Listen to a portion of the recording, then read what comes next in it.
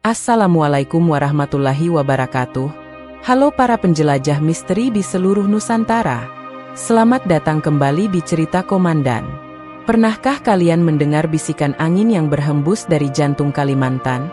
Membawa kisah terlarang tentang seorang petani miskin yang takdirnya berubah secara misterius?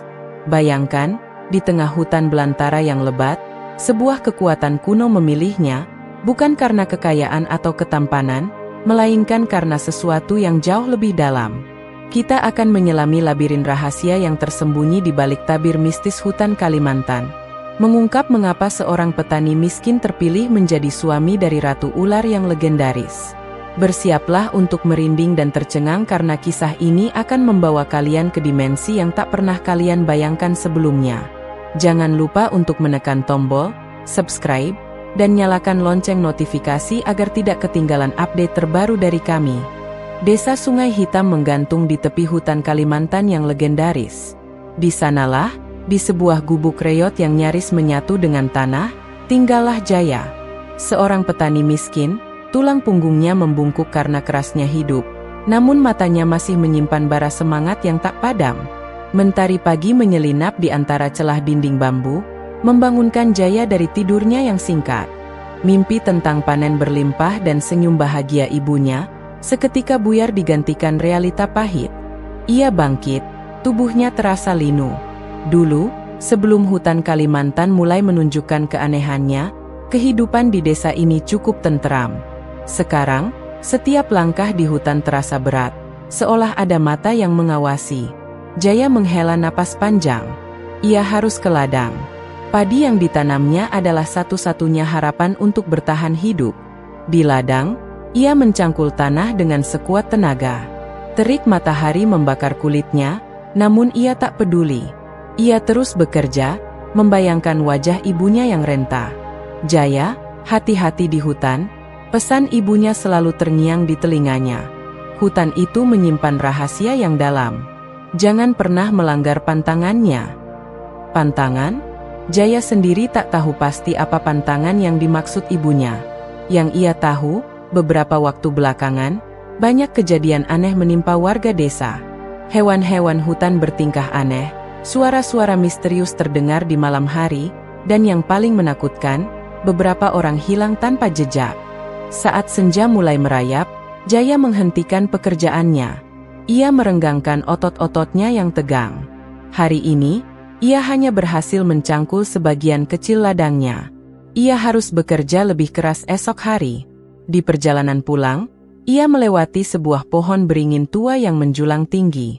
Pohon itu tampak angker, dipenuhi lumut dan akar-akar yang menjuntai seperti ular raksasa. Tiba-tiba, ia merasakan hawa dingin yang menusuk tulang. Bulu kuduknya meremang. Ia merasa ada yang mengawasinya dari balik kegelapan. Ia mempercepat langkahnya, jantungnya berdebar kencang. Samar-samar, ia mendengar suara desisan halus di telinganya. Suara itu terdengar sangat dekat, seolah berasal dari dalam kepalanya. "Jaya?" bisik suara itu. "Jaya, kaulah yang terpilih." Jaya terhenti. Ia menoleh ke sekeliling, namun tak melihat siapapun. Ia semakin ketakutan. Ia berlari sekencang-kencangnya menuju gubuknya. Sesampainya di rumah, ia langsung mengunci pintu dan jendela. Ia memeluk ibunya erat-erat, mencoba menenangkan diri. Malam itu, ia tak bisa tidur nyenyak.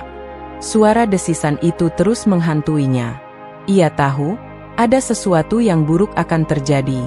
Rahasia hutan Kalimantan mulai terungkap, dan ia, Jaya, seorang petani miskin, terlibat di dalamnya. Kabut tebal menyelimuti desa Sukamakmur.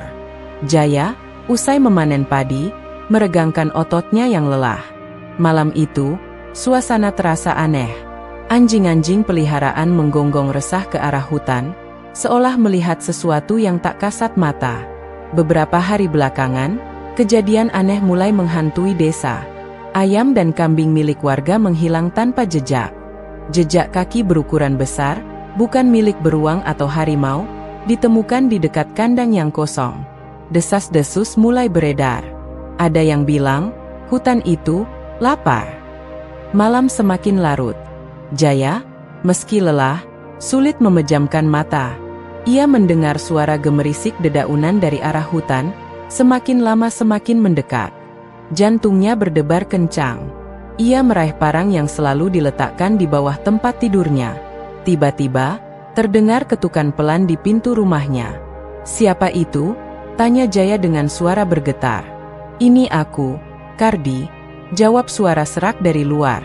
Kardi adalah tetangga Jaya, seorang lelaki tua yang dikenal bijaksana. Jaya membuka pintu dengan hati-hati. Kardi tampak pucat dan ketakutan. "Jaya, kau harus dengar," bisik Kardi. "Tadi malam, aku melihatnya di dekat sungai." "Melihat apa, Kardi?" tanya Jaya penasaran.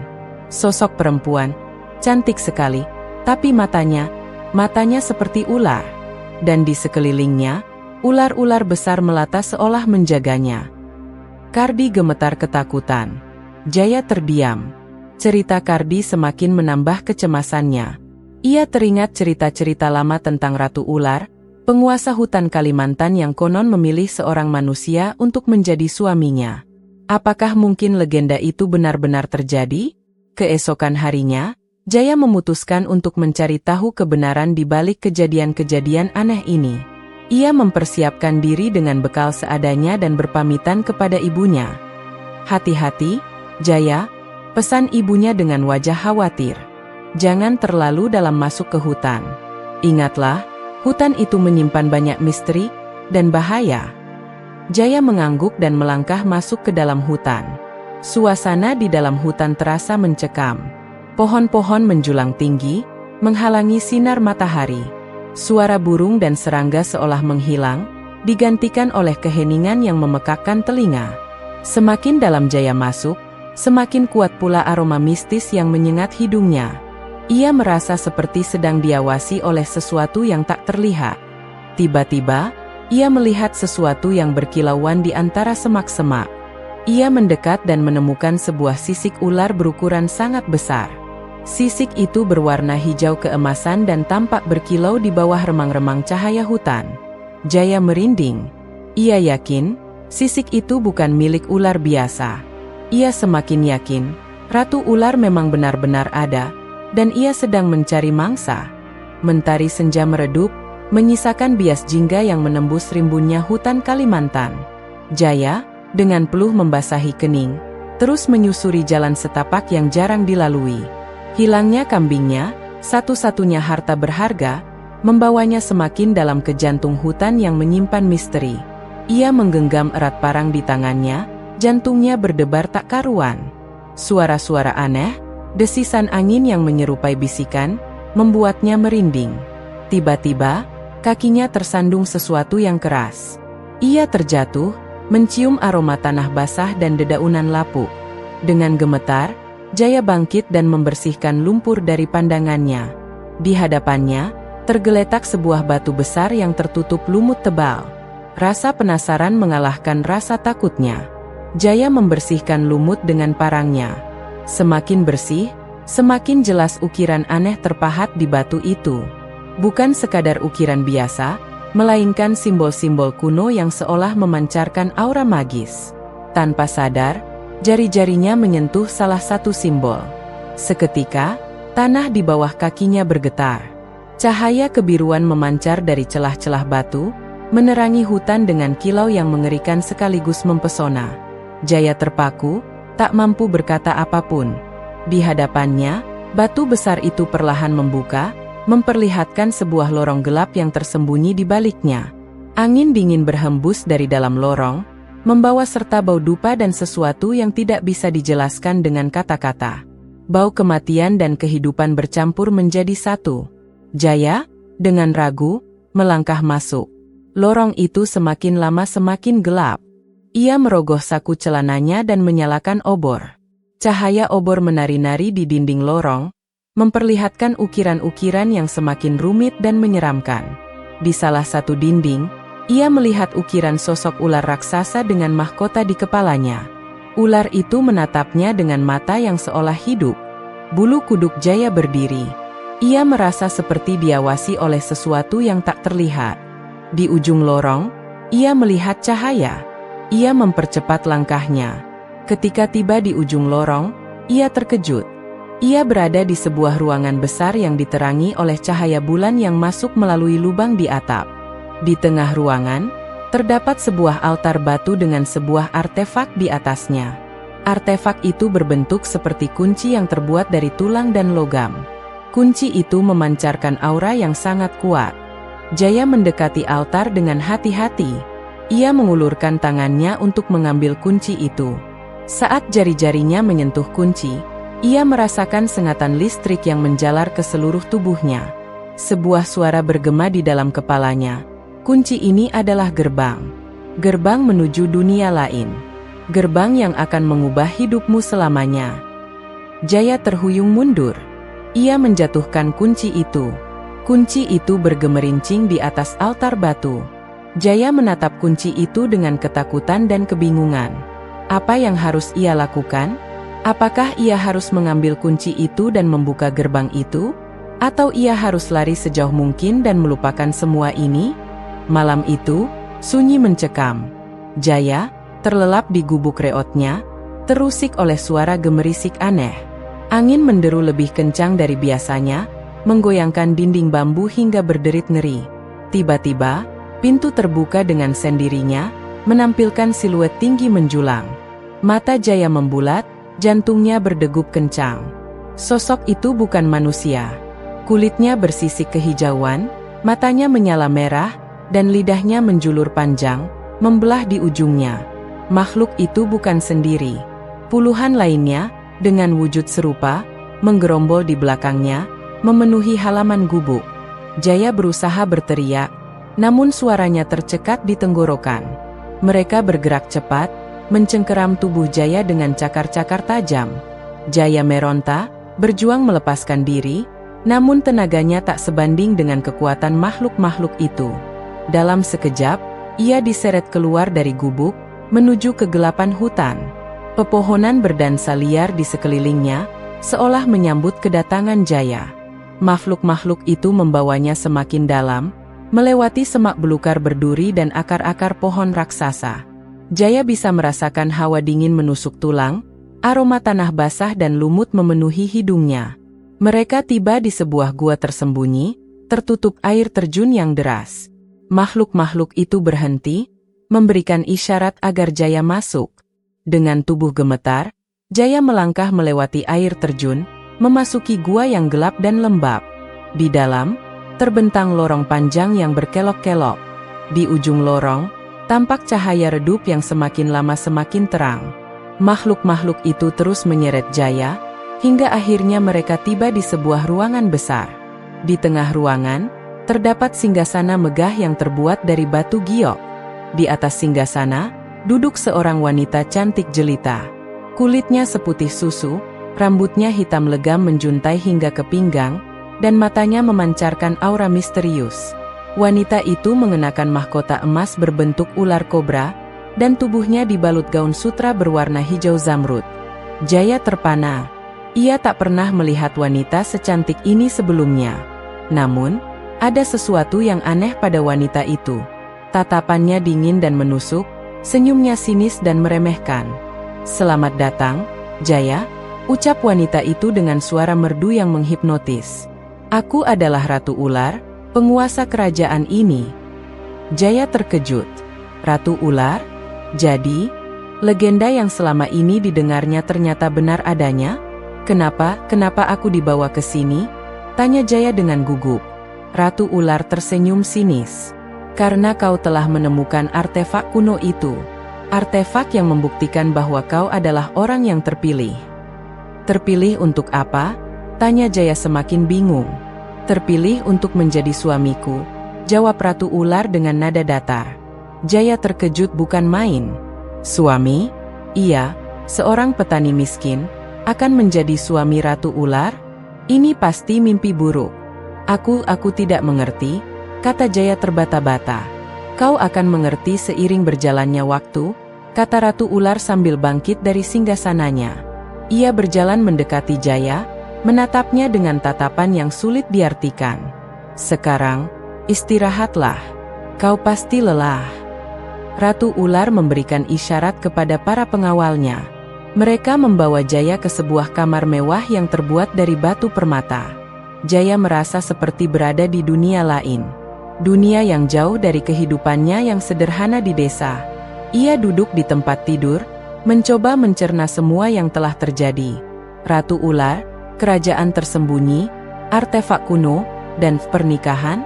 Ini semua terlalu aneh, terlalu mustahil. Jaya merasa seperti terjebak dalam mimpi buruk yang tak berujung. Ia harus mencari cara untuk keluar dari sini. Ia harus kembali ke desanya, kembali ke kehidupannya yang dulu. Tapi bagaimana caranya? Kerajaan ini tampak begitu kuat dan tak tertembus. Jaya menghela napas panjang. Ia tahu, petualangan yang sesungguhnya baru saja dimulai. Jaya menggigil di hadapan tahta yang terbuat dari tulang belulang yang bersinar redup. Aroma dupa cendana dan anyir menyeruak, menyesakkan napas. Di atas tahta, duduklah sesosok wanita yang kecantikannya memukau sekaligus menakutkan. Kulitnya seputih gading, matanya berkilat hijau zamrud, dan rambutnya mengurai panjang seperti air terjun malam.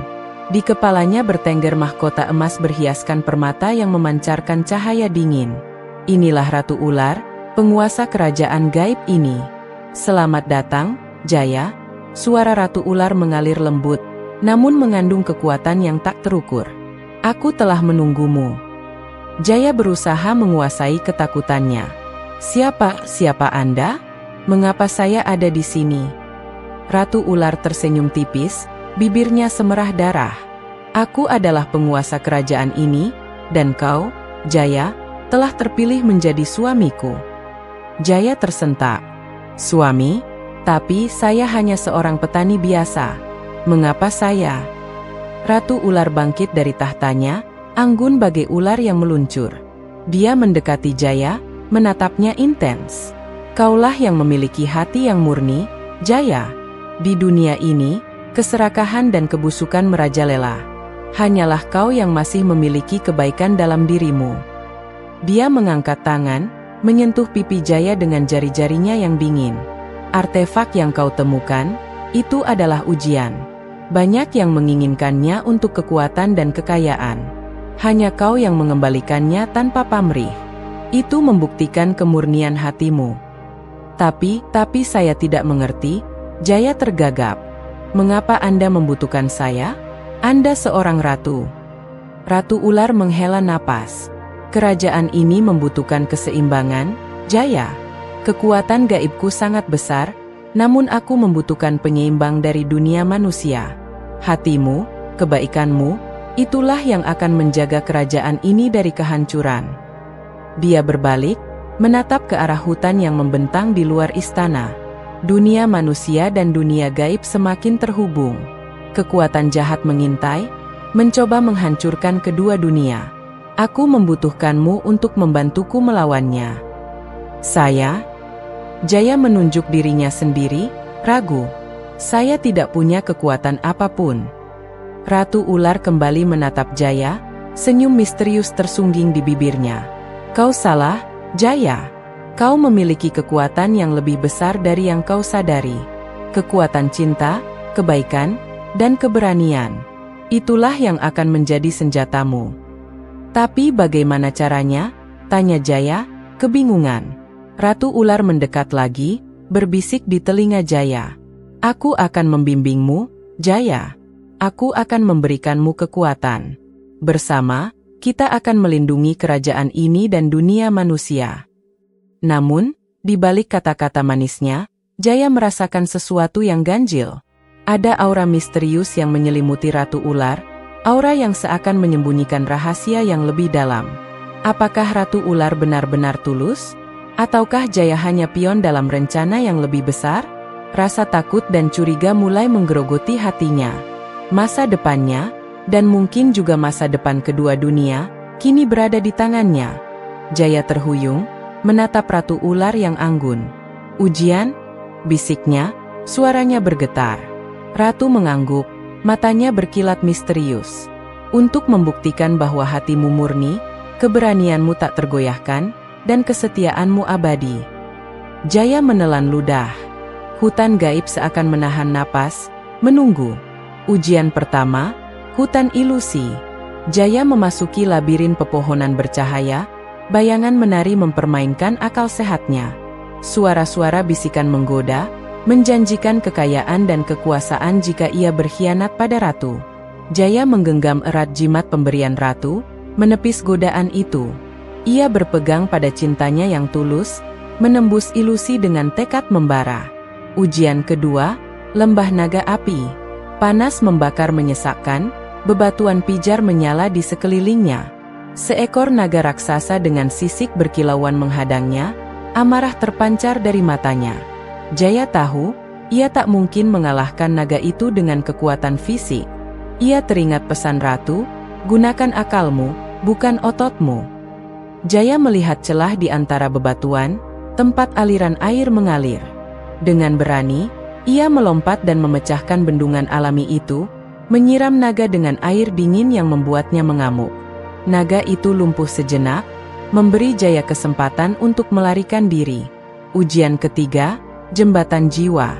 Sebuah jembatan rapuh membentang di atas jurang yang dalam, di bawahnya tampak pusaran energi gelap. Di ujung jembatan, arwah penasaran meratap, mencoba menariknya ke dalam kegelapan. Ratu memperingatkannya, setiap langkah di jembatan ini akan menguji kenanganmu. Jangan biarkan penyesalan dan ketakutanmu menguasai. Jaya melangkah maju, satu persatu kenangan pahit menghantuinya. Masa lalu kelam desanya, saat ia merasa tak berdaya. Tapi ia juga mengingat senyum ibunya, hangatnya persahabatan. Ia fokus pada kenangan indah, menepis kegelapan. Dengan langkah mantap, ia mencapai ujung jembatan, berhasil melewati ujian terberat. Ratu Ular menyambutnya dengan senyum bangga. Kau telah membuktikan dirimu, Jaya. Hatimu kuat, keberanianmu sejati, dan kesetiaanmu tak diragukan. Jaya berlutut di hadapan ratu, hatinya dipenuhi cinta dan rasa hormat. Aku siap mendampingimu, ratu, selamanya. Debar jantung Jaya berpacu dengan ritme ganjil hutan gaib. Ujian terakhir, teka-teki purba yang diukir di gerbang istana ular, telah berhasil dipecahkannya. Gerbang itu kini terbuka, memancarkan cahaya keemasan yang menyilaukan. Di baliknya, Ratu Ular menanti, aura kekuasaan dan misteri terpancar kuat. Kau telah membuktikan diri, Jaya, desis Ratu Ular, suaranya bagai gemerisik dedaunan dan desiran sungai bawah tanah. Matanya, dua permata zamrud yang berkilauan, menatap Jaya penuh penilaian. Takdir telah memilihmu. Kau akan menjadi pendampingku, penguasa kerajaan ini di sisiku. Jaya tertegun. Kebimbangan masih bergelayut di benaknya. Meninggalkan dunia manusia, meninggalkan kesederhanaan hidupnya, demi menjadi suami seorang ratu dari alam gaib. Namun, jauh di lubuk hatinya, ada tarikan kuat, rasa hormat dan bahkan kekaguman terhadap Ratu Ular, serta rasa tanggung jawab atas kekuatan yang kini dimilikinya. Aku menerima takdirku, jawab Jaya, suaranya bergetar namun mantap. Ratu Ular tersenyum tipis, senyum yang lebih menakutkan daripada amarah. Bagus. Namun, ketahuilah, takdir ini datang dengan harga yang mahal. Kau akan terikat pada kerajaan ini selamanya. Kau tidak akan bisa kembali ke duniamu yang dulu. Jaya mengangguk. Dia sudah mempertimbangkan konsekuensi ini. Dia tahu bahwa pilihannya ini akan mengubah segalanya. Dia akan kehilangan keluarganya, teman-temannya, seluruh hidupnya. Tetapi dia juga akan mendapatkan sesuatu yang lebih besar. Kekuatan untuk melindungi kedua dunia, manusia dan gaib, dari ancaman yang akan datang. Upacara pernikahan pun dimulai. Di tengah hutan gaib yang dipenuhi makhluk-makhluk aneh dan ajaib, Jaya berdiri di samping Ratu Ular. Seorang tetua, makhluk setengah manusia setengah ular, membacakan mantra-mantra purba dalam bahasa yang tidak dipahami Jaya. Aura magis memenuhi udara, membuat kulit Jaya merinding. Sebuah mahkota dari sisik ular berkilauan dipakaikan di kepala Jaya. Kekuatan baru mengalir dalam dirinya, membuatnya merasa lebih kuat, lebih bijaksana, namun juga lebih terbebani. Mulai saat ini, kau bukan lagi Jaya, petani desa, kata Ratu Ular, Suaranya menggelegar di seluruh hutan. Kau adalah pendampingku, penguasa kerajaan ini. Kau adalah pelindung keseimbangan antara dua dunia. Jangan pernah melupakan tanggung jawabmu. Jaya bersumpah, dengan suara lantang dan penuh keyakinan. Dia akan melakukan yang terbaik untuk memenuhi takdirnya, untuk melindungi kerajaannya, dan untuk menjadi pendamping yang layak bagi Ratu Ular. Tetapi di balik sumpah itu, tersembunyi keraguan kecil.